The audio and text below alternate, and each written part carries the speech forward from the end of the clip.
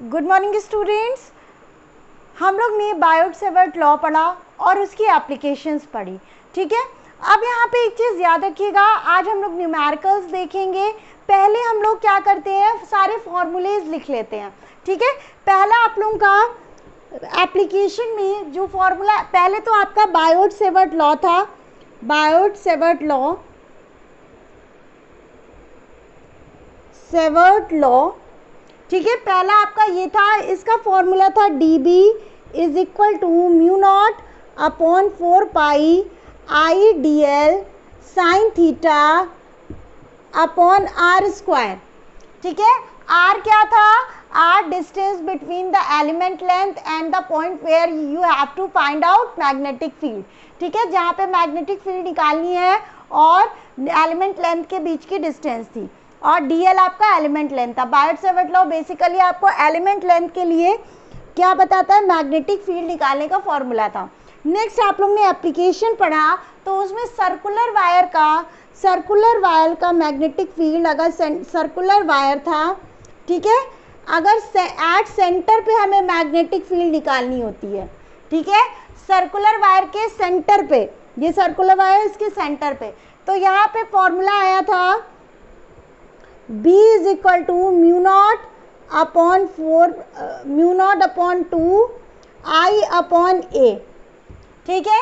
यहाँ पे A क्या था, रेडियस था, radius of circle, circular wire कर लीजिएगा, सर्कुलर वायर, ठीक है। ये फॉर्मूला हो गया। तो एक जगह आप लोग फॉर्मूला नोट कर लेंगे तो बहुत ही अच्छा रहेगा आप लोगों के लिए भी और हमारे लिए भी, क्योंकि आपको ये लर्न करने हैं, ठीक है। फर्स्ट ये हो गया, सेकंड ये हो गया, थर्ड आपका फॉर्मूला आता है। देखिए क्वेश्चन ऑलरेडी लिखा हुआ है, इसको हम अभी नोट कराएंगे, फॉर्मूले पहले लिख लीजिए। थर्ड आपका फॉर्मूला आता है किसके लिए, सेमी सर्कुलर के लिए, सेमी सर्कुलर, सर्कुलर वायर के लिए, और इसमें क्या करना रहता है, एट सेंटर निकालना है, एट सेंटर पे क्या निकालना है, मैग्नेटिक फील्ड निकालनी है। तो इसमें क्या होता है, जो बी का फॉर्मूला होता है इससे 2 डिवाइड कर देंगे या 1/2 से मल्टीप्लाई कर देंगे। बी का फॉर्मूला या क्या आ जाएगा, mu not upon 4 I upon ए, ठीक है। सेमी सर्कुलर का अगर ये क्वाड्रेंट होता, क्वाड्रेंट, तो क्वाड्रेंट जो होता है सेमी सर्कुलर का आधा होता है, सर्कल का आधा सेमी सर्कल, सेमी सर्कल का आधा क्वाड्रेंट।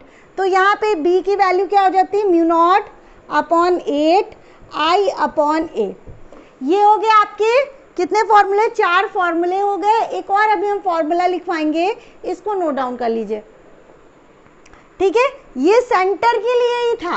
अब नाउ यहाँ पे देखिएगा आपका फिफ्थ फॉर्मूला क्या आता है, हमने बताया था कोई वायर है, फाइनाइट साइज का वायर है, एक पॉइंट है P, जो कि ये क्या है, परपेंडिकुलर है, मतलब इस वाले का परपेंडिकुलर डिस्टेंस है, मतलब वायर से परपेंडिकुलर है।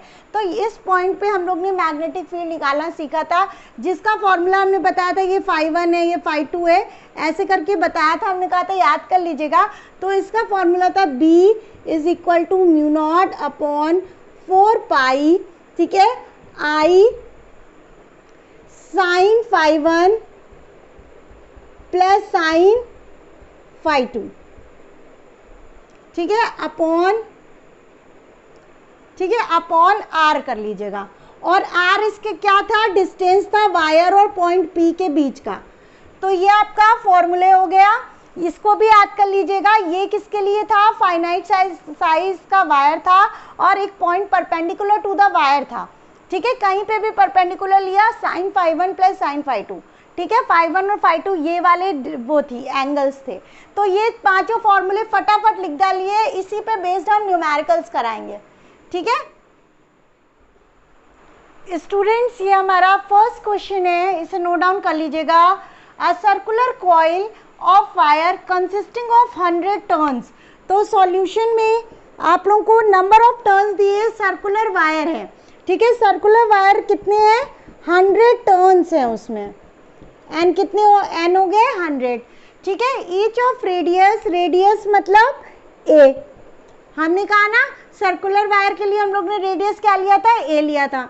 ये हो गया 8 सेंटीमीटर, 8 सेंटीमीटर को अगर हम लोग मीटर में चेंज करेंगे तो कितना हो जाएगा, 8 इंटू 10⁻⁻2 मीटर। ठीक है, नेक्स्ट हमारा करंट कह रहा है, आई दिया हुआ है 0.40 एम्पियर, 0.40 एम्पियर। हमेशा याद रखिएगा करंट को एम्पियर में लेंगे, अगर मिली एम्पियर है तो उसे एम्पियर में चेंज कर देंगे, माइक्रो एम्पियर है तो माइक्रो एम्पियर को भी चेंज कर देंगे एम्पियर में। What is the magnitude of the, ampere में है तो कुछ नहीं करना, field, magnetic field at the centre. अभी हमने सारे फॉर्मूलेज आप लोगों को लिखाए, फॉर्मूला लिखवाया, ठीक है। उसमें क्या था, एक सर्कुलर वायर के सेंटर के लिए हम लोग ने क्या लिखा, फॉर्मूला था आपका B is equal to μ0/2I/A। बस कुछ नहीं करना, फटाफट पुट कर दो। ए आपको बताया रेडियस होता है, तो B इज इक्वल टू, अब देखिए यहाँ पे एक चीज़ समझिएगा, μ0/4 पाई की वैल्यू होती है 10⁻⁻7, ठीक है। तो μ0 की कितनी हो जाएगी, μ0/4 पाई की इतनी होती है, तो μ0 की हो जाएगी 4 पाई इंटू 10⁻⁻7। तो अगर हम μ0 की B ऐसे रख दिया, μ0 की जगह 4 पाई, ठीक है, इंटू 10⁻⁻7/2। आई करेंट 0.40 था अपॉन A, रेडियस कितना दिया है 8 इंटू 10⁻², 8 इंटू 10⁻²। ठीक है, इसको सॉल्व कर लेंगे हम लोग, देखिएगा कैसे सॉल्व करेंगे। 2 1 टाइम्स, 2 2 टाइम्स, ठीक है, 2 1 टाइम्स, 2 2 टाइम्स। अब यहाँ पे देखिएगा 2 1 टाइम्स, 2 4 टाइम्स, 4 1 टाइम्स, 4 0.10। तो यहाँ से आंसर आपका कितना आ जाएगा, B is equal to pi into 0.10 into 10⁻⁻7, और नीचे आपका सब कट गया है, 10⁻⁻2 बचा है, 10⁻⁻2 ऊपर जाएगा तो 10⁻+2 हो जाएगा। तो हम डायरेक्टली ऐसे कर देते हैं इंटू 10⁻+2, ठीक है। अब ये जो आई मैग्नेटिक फील्ड एक वायर के लिए आई है, अगर यहीं पे 100 वायर होते तो क्या करते, 100 से मल्टीप्लाई कर देते, मतलब 100 टर्न्स होते, टर्न्स, एक वायर का टर्न है तो इतना सेंटर पे आ रहा है, अगर 100 है तो क्या करेंगे, 100 से मल्टीप्लाई कर दीजिए। तो यहाँ पे इसके आगे यहाँ पे लिख दे रहे हैं, देखिएगा B is equal to pi into 0.10 into 10⁻, यहाँ पे सॉल्व कर लेते हैं, 10⁻⁻7 प्लस 10⁻+2 कितना हो जाएगा, 10⁻⁻5, -7 + 2 कितना हो जाएगा, 10⁻⁻5। अब यहाँ पे कितना है, 100 टर्न से, मतलब 10⁻2 से मल्टीप्लाई कर देंगे।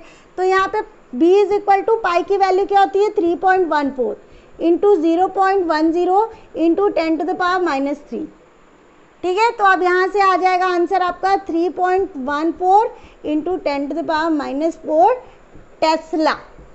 टेस्ला यूनिट याद रखिएगा, ये आपका आंसर आ गया। तो समझ में आया, हम लोग ने एक टर्न की निकाल ली, मतलब एक वायर की निकाल ली। अगर 100 टर्न्स थे वायर में तो 100 राउंड होंगे ना, 100 सर्कल हुए तो 100 से मल्टीप्लाई कर दिया, ठीक है। ये लेकिन आपको फॉर्मूला याद करना है, इसीलिए मैंने एक जगह लिखवाया। स्टूडेंट्स नोट डाउन अवर नेक्स्ट क्वेश्चन।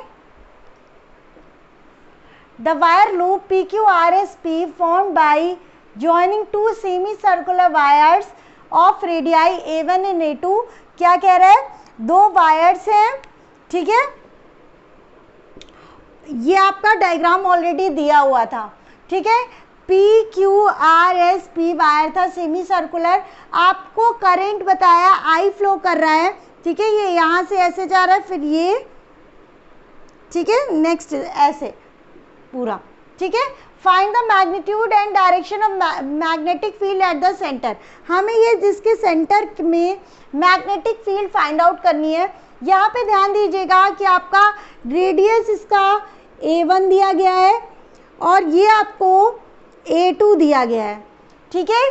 सेमी सर्कुलर का जो फॉर्मूला होता है मैग्नेटिक फील्ड का, सेंटर पे हमने बताया B is equal to μ0/4I/A।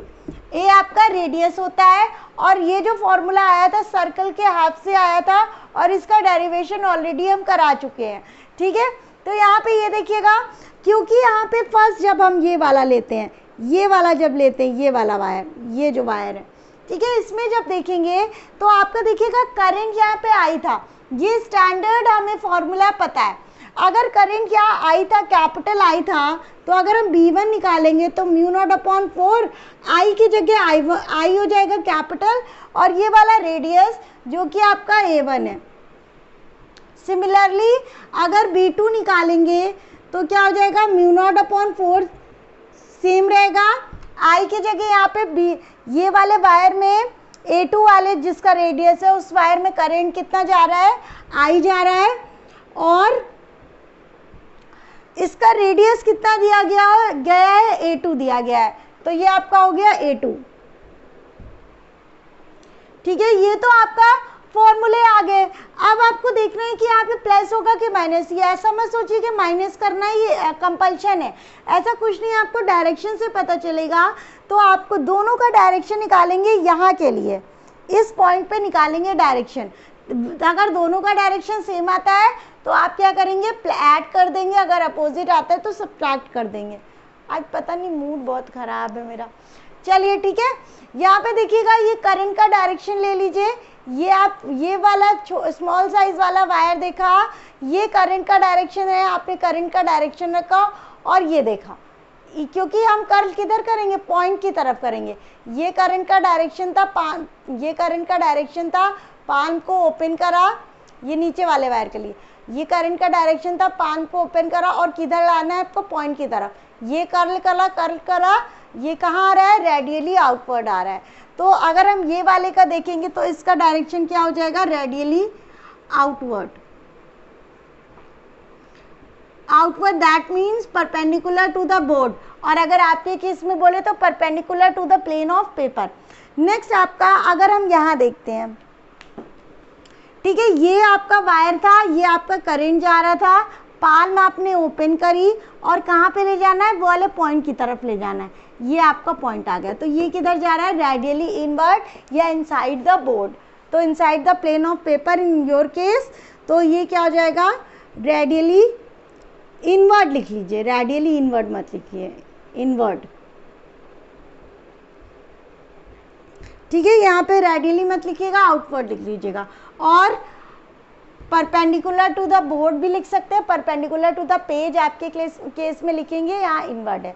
तो अगर दोनों का साइन अपोजिट है तो क्या कर रहा, हमने बताया अपोजिट होगा तो नेट टच जब निकालेंगे तो दोनों को क्या कर देंगे, माइनस। अब ये क्वेश्चन अराइज होता है, सारे वेरिएबल्स हैं, तो इसमें हमें कैसे पता चलेगा कौन सा बड़ा है कौन सा छोटा है। तो आप B1 माइनस B2 कर दीजिए, ईजिली तुरंत B1 माइनस B2 कर देंगे बिना सोचे। तो यहाँ पे म्यू नॉट अपॉन 4 I क्या आ जाएगा, बाहर आ जाएगा, बचा क्या, 1 upon A1 minus 1 upon A2। अब यहाँ पे आपने इसमें से इसको माइनस करा है, B1 माइनस B2, तो जो B1 का डायरेक्शन होगा वही आएगा, क्योंकि B1 फिर बढ़ा लिया ना आपने, बढ़ा लिया मतलब डायरेक्शन क्या हो जाएगा, आउटवर्ड। तो यहाँ पे डायरेक्शन भी लिखना है तो आउटवर्ड द बोर्ड, और आपके केस में outward the plane of paper और perpendicular to the plane of paper.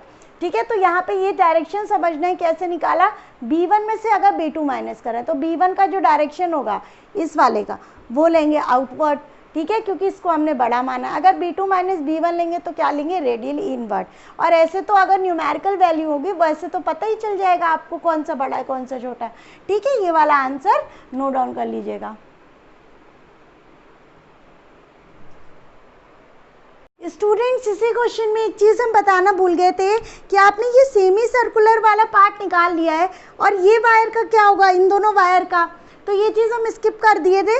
तो PQ वायर और SR वायर का क्या होगा, तो इसका पॉइंट ये होगा कि जब हमने बताया था जो वायर होता है उसके परपेंडिकुलर जो पॉइंट रहता है उस पर हम लोग मैग्नेटिक फील्ड निकाल लेते हैं, mu not upon 4 pi I upon R sine phi 1 plus sine phi 2, ये बताया था हमने ये कहा कि परपेंडिकुलर टू द वायर होगा, मतलब यहाँ पे भी हो सकता है, यहाँ पे भी हो सकता है, यहाँ पे भी, कहीं पे भी। लेकिन अगर हम यही बात कह दें कि ये यहाँ पे इसी एक्सिस में है तो इस वाले एक्सिस में क्या हो जाएगा, फाई 1 और फाई 2 क्या हो जाएगा, 0 हो जाएगा, एंगल 0 बनाएगा ना। ये वाला एंगल लेते थे परपेंडिकुलर के केस में, तो यहाँ पे अगर इसी एक्सिस पे मान लीजिए वायर था, इसके एक्सिस पे कहीं पे भी अगर आप कोई पॉइंट ले लेते और मैग्नेटिक फील्ड निकालनी होती तो वहाँ हमेशा ज़ीरो आती। समझ रहे हैं? अगर मान लीजिए ये वायर था, इसके एक्सिस पे हमारा सेंटर आ रहा था, है ना, इसके एक्सिस पे आ रहा था, तो इस वाले वायर के भी एक्सिस पे आ रहा था और इस वाले वायर के भी एक्सिस पे आ रहा था। तो यहाँ पे इस वाले वायर की वजह से यहाँ पे ज़ीरो होगा और इस वाले वायर की वजह से यहाँ पे ज़ीरो होगा। तो ये पॉइंट याद रखिएगा, अगर वायर एस की एक्सिस पे कहीं पे भी पॉइंट ले लेते हैं तो ज़ीरो होगा। जब हमने वो इक्वेशन बताई थी तो बोला था ये परपेंडिकुलर पॉइंट होना चाहिए टू द वायर, तो यही इन दोनों वायर की वजह से ज़ीरो हो जा रहा था। ठीक है, तो इसको हमने कंसीडर नहीं करा। या लिख लीजिएगा इसी में B3 is equal to 0, B4 is equal to 0। ठीक है, क्योंकि थीटा φ1 φ2 या θ1 θ2 आपका क्या हो रहा है, 0 हो रहा है और 180 डिग्री, दोनों में से कोई भी लिख दीजिएगा। ठीक है, ये कॉन्सेप्ट समझ लीजिए। नाउ स्टूडेंट्स, ये डायग्राम बना लीजिएगा। Now you have to find out magnetic field at point O which is the centre of this semi circle. तो ये सेमी सर्कुलर वायर लिया है, इसका सेंटर O है, हमें यहाँ पे मैग्नेटिक फील्ड फाइंड आउट करनी है। तो अब हमें पता है तीन वायर होंगे जो मैग्नेटिक फील्ड बनाएंगे, एक ये वाला वायर, एक ये वाला और ये वाला। जो पीछे का नहीं समझ में आएगा तो यहाँ क्लियर हो जाएगा। तो अब हमने क्या कहा, मान लीजिए इसकी वजह से B1 हो रहा है, इसकी वजह से B2 हो रहा है, इसकी वजह से B3 हो रहा है। ठीक है, अब यहाँ पे देखिएगा करंट का डायरेक्शन ये हो गया। ठीक है, और यहाँ पे एक चीज़ रुकिएगा, ये आपका डायरेक्शन होगा, ये करंट आया ऐसे करके ये चला गया। तो यहाँ पे अब हमें क्या फाइंड आउट करना है, find the magnetic field at the centre of this semi circular wire. तो यहाँ पे हमें वायर के सेंटर पे निकालना है, तो हमारी तीन मैग्नेटिक फील्ड बन रही है। तो अब हमें पता है B1 आपका क्या हो जाएगा, B1 आपका हो जाएगा 0। हमने अभी बताया कि यहाँ पे सेंटर अगर इसी एक्सिस पे लाई कर रहा है तो आपका क्या हो जाएगा, 0। सेकंड आपका ये B3 भी क्या हो जाएगा, B3 वायर की वजह से भी 0 हो जाएगा, ये वही तो एक्सिस पे लाई कर रहा है पॉइंट, तो ये 0 हो गया। अब यहाँ पे आती है बात B2 की। B2 आपका क्या फॉर्मूला होता है, सेमी सर्कुलर का μ0/4 I/A। करंट आपका कितना जा रहा था, I। ठीक है, ये I आपको दिया था, बनाया नहीं, अभी बना दिया है। तो यहाँ पे I की जगह कैपिटल I कर दीजिएगा, कोई दिक्कत नहीं होगी। तो टोटल आपकी नेट मैग्नेटिक फील्ड तीनों को क्या आ जाएगी, क्योंकि 0 0 है, माइनस करिए या प्लस करिए कोई मतलब नहीं है, तो आप यही लिख दीजिए μ0/4 I/A। ठीक है, ये हो गया आपका आंसर। अभी हम एक और क्वेश्चन देखते हैं, सॉल्व करते हैं। Draw this figure. तो इसको बना लीजिएगा, ये सेमी सर्कल है और ये आपका वायर है, स्ट्रेट वायर। तो अब यहाँ पे एक चीज़, ठीक है, अब इसको ड्रॉ कर लिया है, तो अब यहाँ पे भी तीन मैग्नेटिक फील्ड बनेगी, तीन वायर आपकी मैग्नेटिक फील्ड बनाएंगे, ये वाला और ये जो सेमी सर्कुलर वाला है। तो अब यहाँ पे देखिएगा, हमें सेमी सर्कुलर के लिए फॉर्मूला पता था, इसको 1 ले लीजिए, इसको सेकेंड ले लीजिए, इसको थर्ड ले लीजिए। ठीक है, सेमी सर्कुलर वाला ले लेते हैं, B1 is equal to μ0/4 I/A। Current यहाँ से जा रहा था I, है ना, तो I/A रेडियस था, तो वही रह जाएगा, पहला ये हो गया। अब B2 कितना हो जाएगा और B3 कितना होगा, तो पहले निकालने से पहले हम लोग कैसे निकालेंगे, sin φ1 और sin φ2 कैसे लेंगे।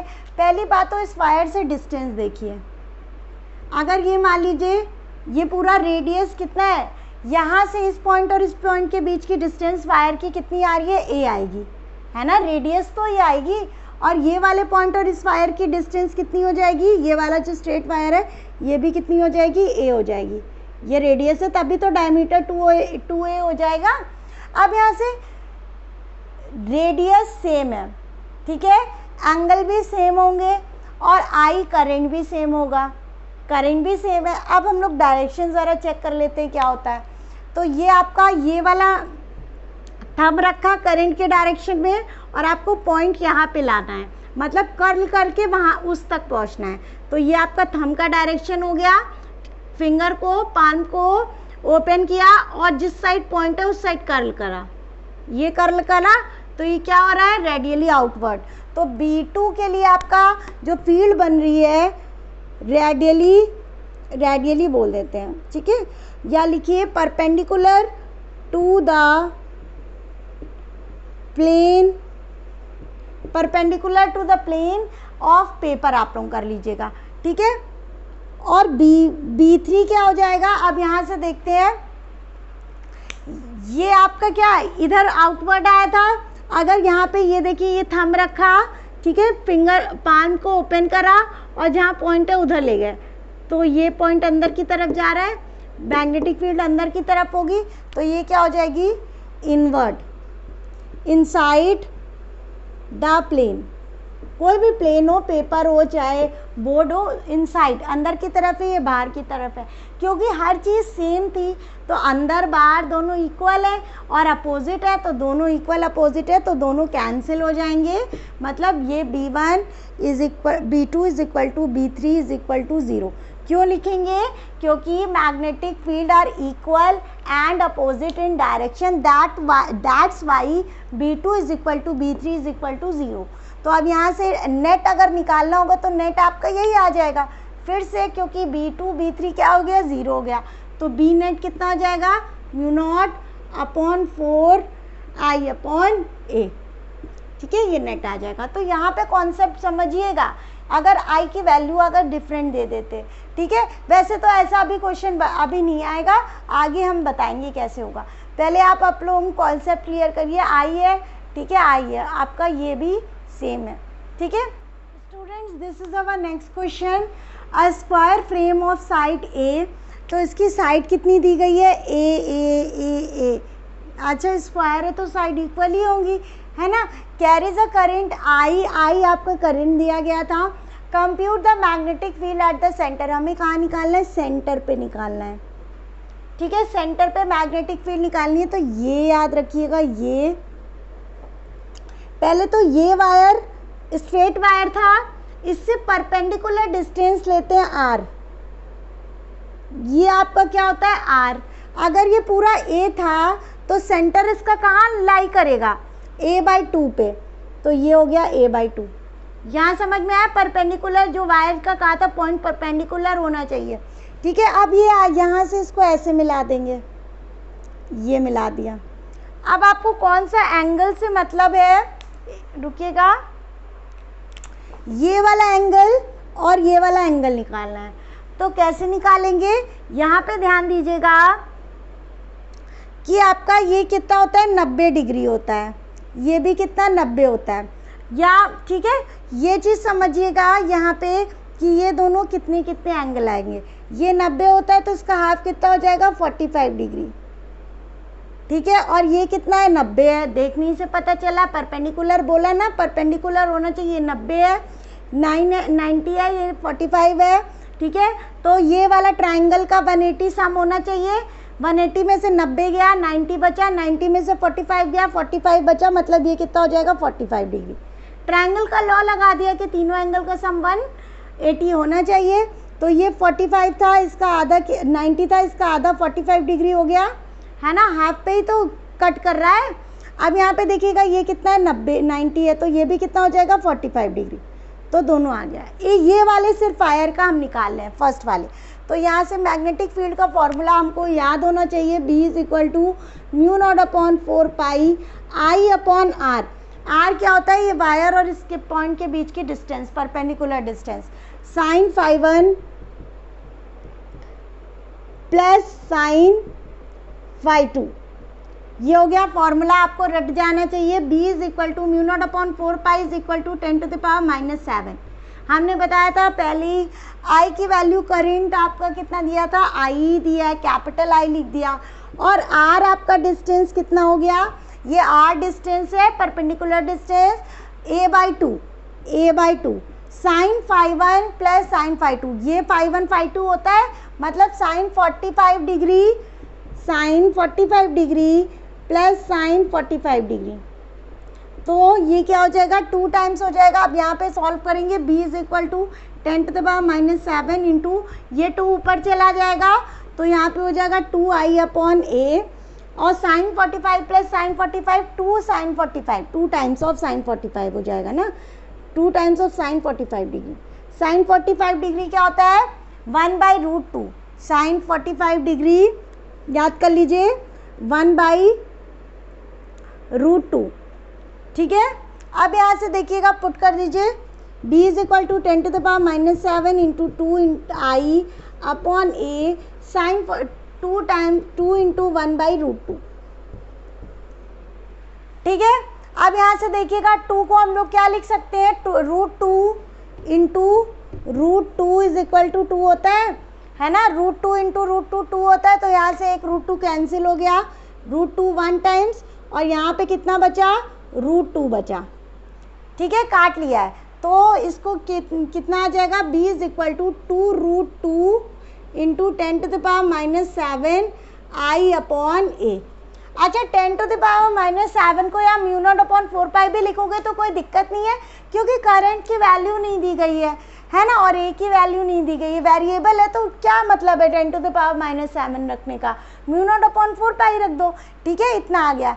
ये आपका क्या आया है, इस वायर का आया है, तो ऐसे 4 वायर हैं तो 4 से मल्टीप्लाई कर दीजिए, तो एग्जैक्ट आंसर इसका क्या आ जाएगा 4 2 जा 8, 4 से मल्टीप्लाई कर देंगे तो चारों वायर का आ जाएगा, तो ये आ जाएगा b इज इक्वल टू, हम क्या कर रहे हैं μ0, ये 10 to the power माइनस को फिर से μ0/4π कर दे रहे हैं, क्योंकि वेरिएबल तो सारे हैं ना। अगर मान लीजिए कैलकुलेशन करनी होती तो 10 to the power -7 रख देते, लेकिन जब हमें a नहीं पता i नहीं पता तो कैलकुलेट तो करना ही नहीं है, तो डायरेक्ट μ0/4π रख दिया और 4 से मल्टीप्लाई कर दिया, i अपॉन a भी हो गया, तो 4 2 जा 8 √2, ये आपका आंसर है। ठीक है, ये नहीं कि 4π से यहाँ पे ऐसे काट पीट दो, कुछ मत करना, क्योंकि आपको इसकी वैल्यू पता है ना, काटना नहीं, इसकी वैल्यू पता है तो डायरेक्ट पुट कर देना। ठीक है, now students this is our next question, kindly draw the diagram. तो डायग्राम को बना लीजिए आप लोग। क्या दिया है, current I ampere is flowing through the adjoining bent wire, find the magnitude and direction of the magnetic field at the point O। हमें इस पॉइंट O पे मैग्नेटिक फील्ड निकालना है, और ये हमारा डायग्राम है। कितना सुंदर सा डायग्राम है ना बच्चों। तो यहाँ पे देखिएगा, ये हम आप लोगों को कमेंट करने के लिए देने वाले थे कि आप लोग सॉल्व करिए, लेकिन अब हम समझा देते हैं, नेक्स्ट हम आपको देते हैं क्वेश्चन। देखिएगा यहाँ पे कि हमें पता होना चाहिए कि कोई भी सर्कल है, कोई भी सर्कल है, वो 4 सेमी सर्कल, अरे 4 क्वाड्रेंट से मिलके बना है। 4 क्वाड्रेंट होते हैं ना, देखिए ये वाला क्वाड्रेंट, ये क्वाड्रेंट, ये क्वाड्रेंट, मतलब एक सर्कल का सिमेट्रिकली 4 भाग कर सकते हैं हम लोग। ठीक है, तो ये 4 क्वाड्रेंट से मिलके बना है।